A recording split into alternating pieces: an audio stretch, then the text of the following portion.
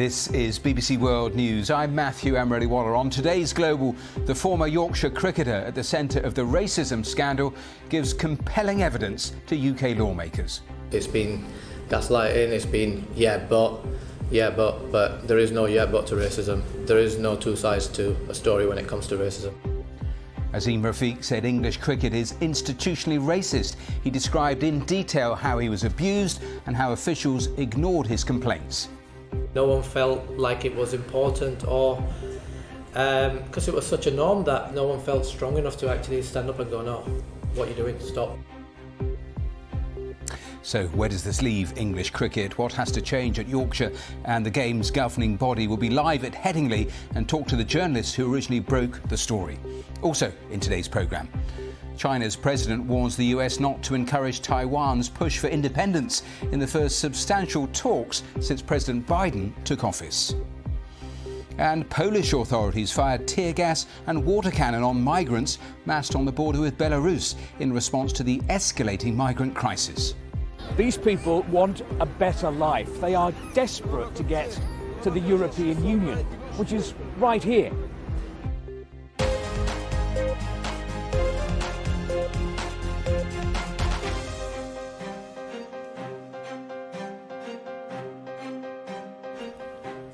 Hello and welcome to Global. The former Yorkshire cricketer, Azeem Rafiq, has given harrowing evidence to MPs about how he was bullied and racially abused at the club. He said he and others of Asian heritage were told to sit near the toilets with the P word used constantly. He was close to tears as he told lawmakers that he felt isolated and humiliated and that the club treated him in an inhumane way. Azeem Rafiq said there's institutional racism across English cricket. A warning, this report from Laura Scott does contain some offensive language. How are you feeling, Azeem? Azeem Rafiq said today was the time for truths. As the focus of cricket's racism crisis moved from Yorkshire to Westminster, those truths from the man whose allegations set the scandal in motion proved uncomfortable. I joined a dressing room full of my heroes, Michael Vaughan, Matthew Hoggard, part of the 2005 Ashes team, and it was just the most surreal moment for me. I entered that dressing room. Pretty early on, me and other people from Asian background, there was comments such as, you lot sit over there near the toilets, elephant washers, the word used constantly, and there just seems to be an acceptance in the institution from the leaders, and no one ever stamped it out. When I spoke, I should have been listened to. But Yorkshire County Cricket Club and the game as a whole really has a problem in listening to the victim, and it's been gaslighting, it's been but there is no but to racism. There is no two sides to a story when it comes to racism. He said he was initially in denial over how he was treated, but felt isolated and humiliated when he returned for a second spell at Yorkshire. He spoke movingly about the response by people at the club after his son was stillborn. I've just carried my son from the hospital to the graveyard, and how I'm getting treated here is not right. And to me, it became very clear that even myself, that I'd been looking the other way. And there's a real problem here, not just Yorkshire, throughout the country. And I'm going to be the one that's going to speak about this. Rafiq said there were three bits to this scandal: what happened during his career, the investigation into his allegations, and what he considers to be the cover-up since, including what he called the staggering decision by Yorkshire to take no disciplinary action when he was found to have been the victim of racial harassment and bullying. The arrogance of these people, that they felt so untouchable that little old Azeem Rafiq, no one's going to believe him. Rafiq criticised a number of his ex-teammates. He said the former England player Gary Ballance had used derogatory nicknames to describe non-white players. And he said it was completely wrong for the former England and Yorkshire captain Michael Vaughan to have used his platform as a national newspaper columnist to deny an allegation Rafiq made that in 2009 he had told a group of Asian players, "Too many of you lot, we need to do something about it." He also condemned the actions by organisations, describing the Players' Union as inept and saying the England and Wales Cricket Board had to stop palming the problem off. He said last winter he begged both bodies to intervene in Yorkshire's investigation, but neither did. During what at times was an emotional evidence session, he said he wasn't sure if he was brave or stupid to stand up to the institution, but said all he'd ever wanted was acceptance, to make sure his kids didn't go through the same experiences and to give a voice to the voiceless. Well, I'm joined now by our sports correspondent Katie Gornall, who's at Headingley, the home of Yorkshire County Cricket Club. And Katie, after we heard from the player, we heard from the former chairman of Yorkshire Cricket. He, of course, resigned 10 days ago. But take us through the key bits of what he was asked and what he answered. Yeah, that's right. He resigned in the wake of this scandal, but he offered his profound apologies when he sat down in front of the DCMS committee hearing to Azeem Rafiq. And he also came out swinging against members of the former leadership of the club, including Martin Moxon, the current director of cricket, who is still at this club. He said that Martin Moxon and Mark Arthur, who's the former CEO who resigned recently, he said both of those failed to grasp the gravity of the situation. And he went as far as to say that Arthur tried to get the investigation into Rafiq's claims thrown out and that he didn't want to apologise. Now, both Moxon and Arthur were asked to give evidence by the DCMS committee hearing. Neither of them were there today down at Parliament. Moxon has been signed off with a stress-related illness, and we've approached them both for comment as well after those claims made at the hearing today. We haven't had a response from either of them yet, but Hutton was also pressed by the committee about the culture at Yorkshire Cricket Club in his time here, and he was pushed in particular about whether he felt the club was institutionally racist. That was one of Azeem Rafiq's key claims. It's something that Hutton hadn't admitted to in the past, but this is what he had to say today. The report concluded there was insufficient evidence. The panel concluded that there was insufficient evidence. I have to observe that in the last few months there's been a substantial amount of thoughtlessness and ignorance, a reluctance to apologise, a reluctance to see Azeem as the victim, and a reluctance to put into place the recommendations, which I think are really important in this process. That sounds to me like you're edging towards the word yes in answer to my question. Would that be fair? I think the question remains unanswered. Katie, the chairman of this committee of MPs was damning in his questioning of the governing body, the ECB, asking, and I'll read out the quote, was Yorkshire a law unto themselves with a free pass on this till they messed up? What did they say, given that Azeem Rafiq had actually begged the ECB to intervene? Yeah, the ECB were also accused by that committee of letting the sport down in the wake of these racism allegations. It was Tom Harrison, the ECB chairman, who was one of those giving evidence today. He said he acknowledged that they'd let people down. He said they have to fix the situation fast, and he said he knew that the survival of the sport depended on it. They said they wanted to transform the game very quickly, and they were working to try and do that. But they also said that the sport was close to an emergency over its diversity issues as well.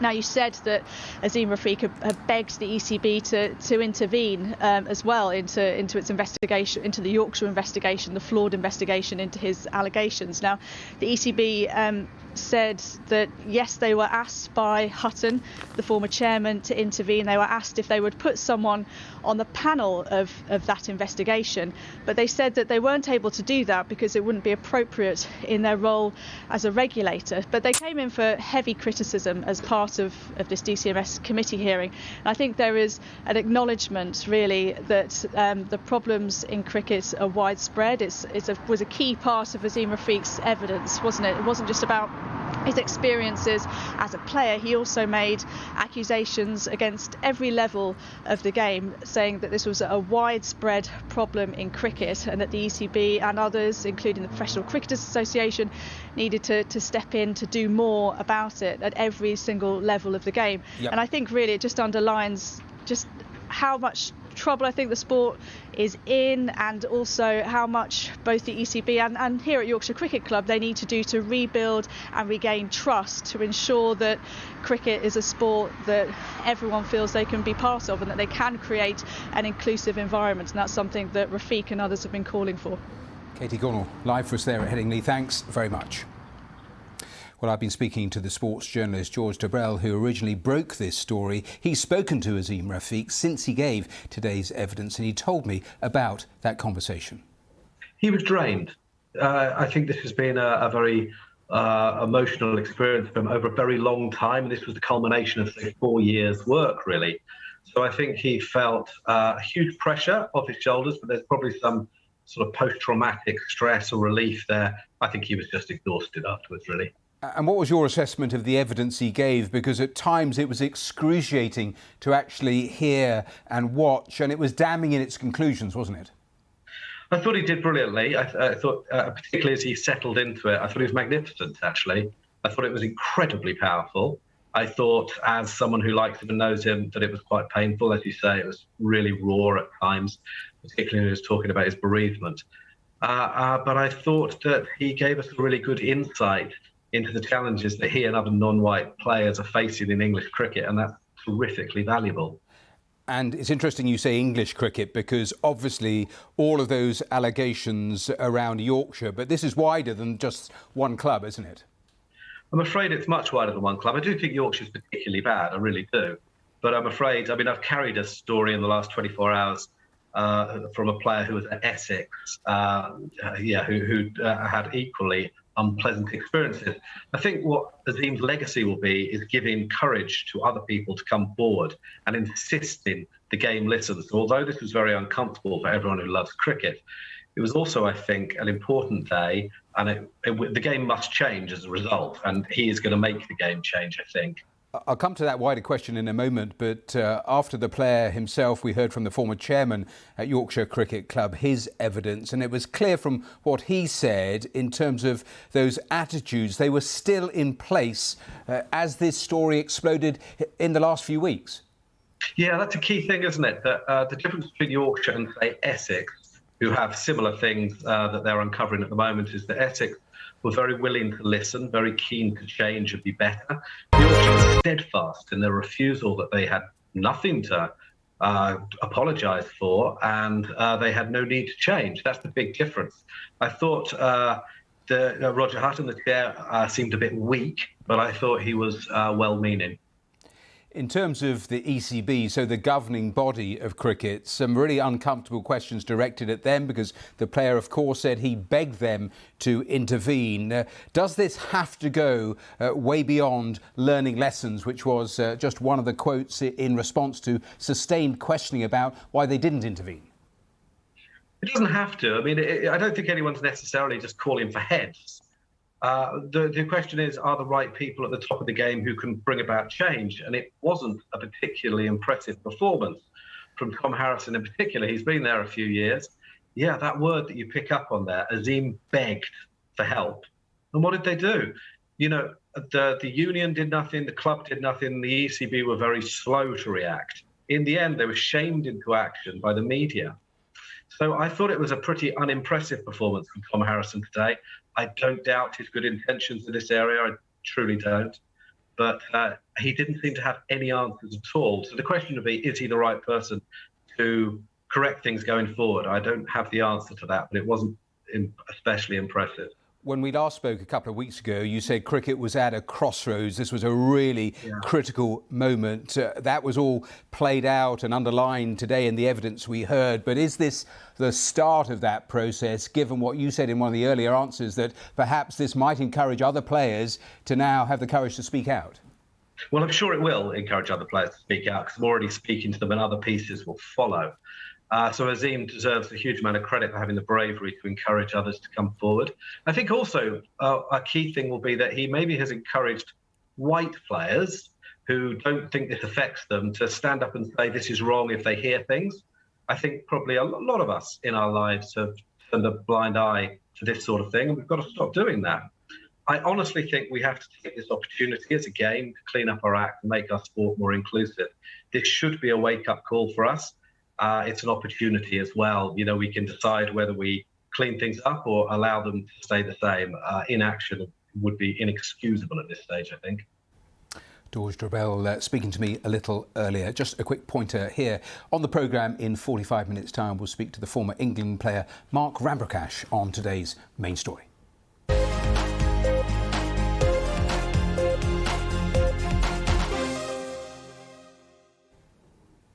Now, the world's most powerful leaders have had their most extensive talks yet on a 3-hour video conference. China's President Xi and the US President Joe Biden discussed climate change, trade and Taiwan.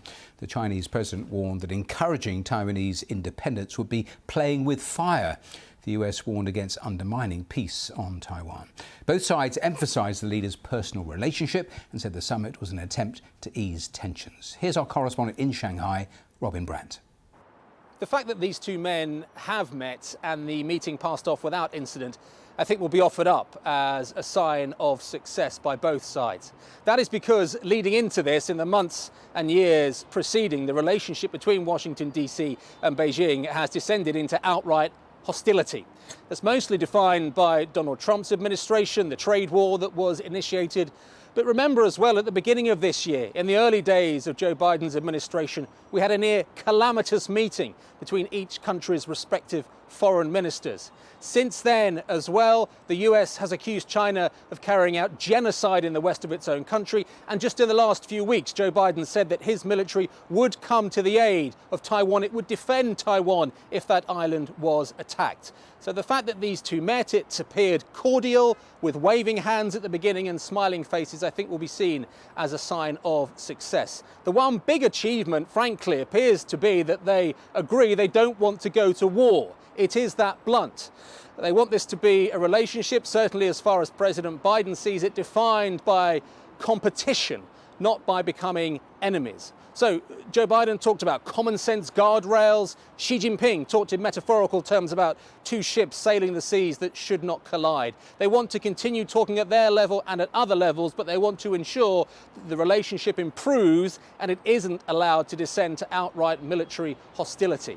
On the issue of Taiwan, one that seems obscure to many people outside of Asia, but one that is absolutely crucial, it's core for China's leaders. Each side laid out their stall, really. It's as we were. Joe Biden saying he continues to oppose any efforts to unilaterally change the status quo. Xi Jinping saying he will be patient, but ultimately he desires a reunification of Taiwan, a renegade island as the leadership sees it, with the motherland. He did, though, talk about a red line and what China would do if that red line was crossed. So I think it's clear they want to continue talking. They want to avoid any kind of military confrontation. But look, they're not going to be allies. But Joe Biden certainly wants this to be about being competitors, maybe even adversaries, but definitely not enemies. Robin Brandt there in Shanghai. Now, still to come on today's programme, 2 explosions hit the Ugandan capital Kampala, one near the parliament, the other near the city's police headquarters.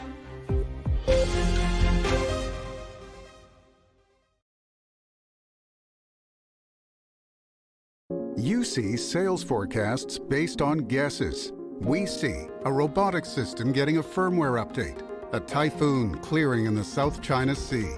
Clean energy is trending on social media, and we see a 38% increase in demand for solar panels. See how C3 AI CRM for manufacturing analyzes thousands of data sources to make hyper-accurate revenue forecasts. C3 AI.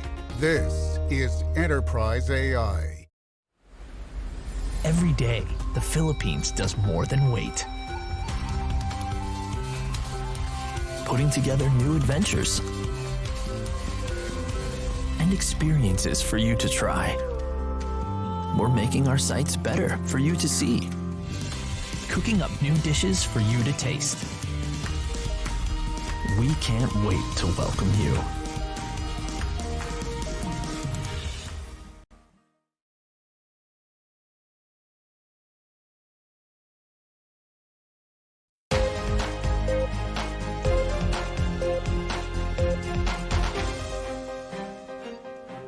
Welcome back to Global here on BBC World News. Our main headlines here.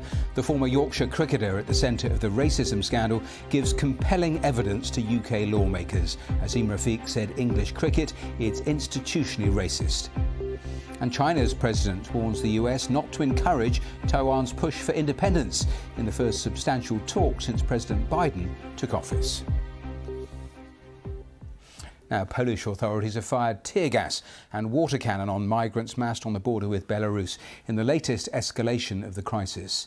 Thousands of people are stranded on the Poland-Belarus border in makeshift camps in freezing temperatures. Well, the clashes came after a group of migrants tried to break down a fence and threw stones. Poland's border guard agency said Belarusian border guards dressed in civilian clothing were taking part in that attack. The EU agreed further sanctions against Belarus on Monday, which it's accused of luring thousands of migrants to the country. President Lukashenko has now said that Belarus wants to avoid confrontation. Well, our correspondent Steve Rosenberg is on the Belarus border. Well, these are Polish water cannon, and they're being employed because around midday here on the border from the Belarusian side, migrants started throwing rocks and bricks and branches towards the Polish forces. As you can see, it's a scene of chaos which is continuing here.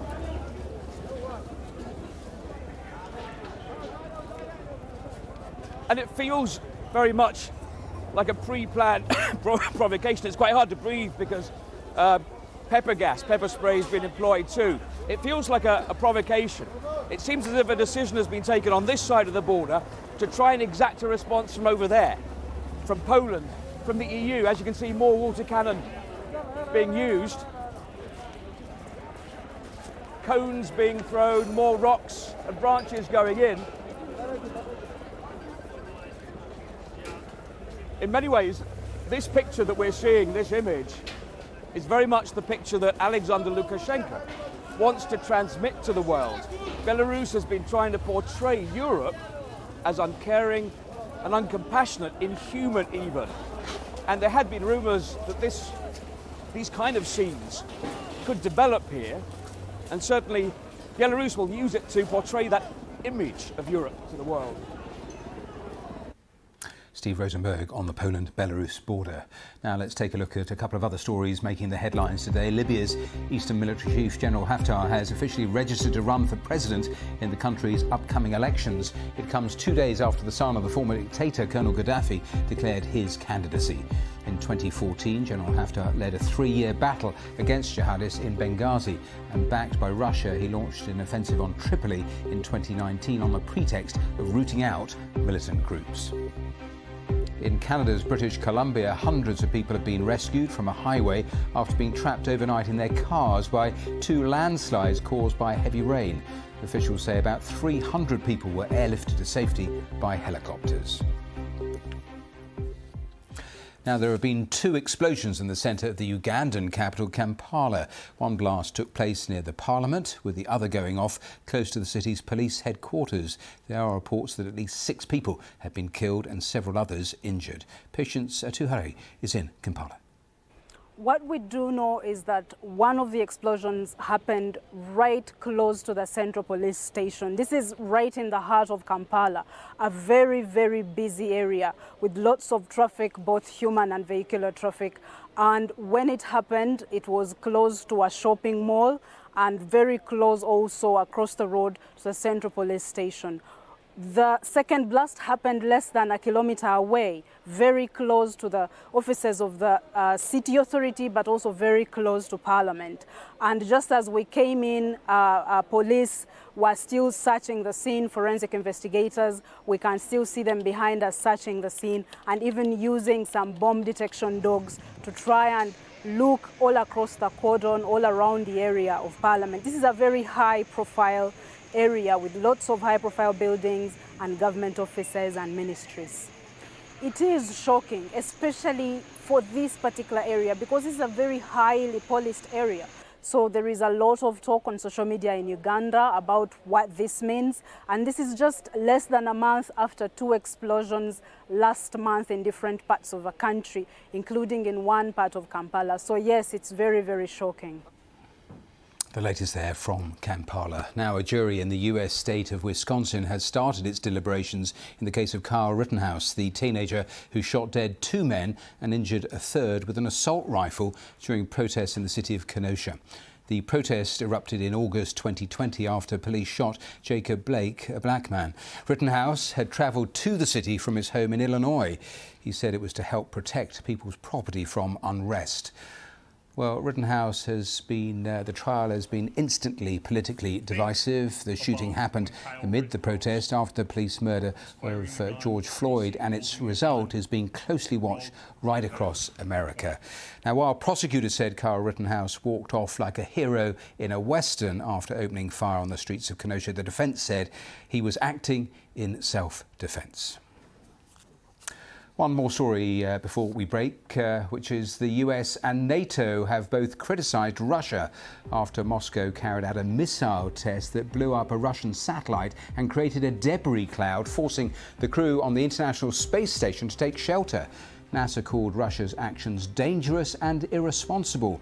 America says the test had also generated hundreds of thousands of pieces of smaller orbital debris. In response, Russia has accused the US of hypocrisy. I'm back with more on all of our main stories here in just a moment or two. Don't go away.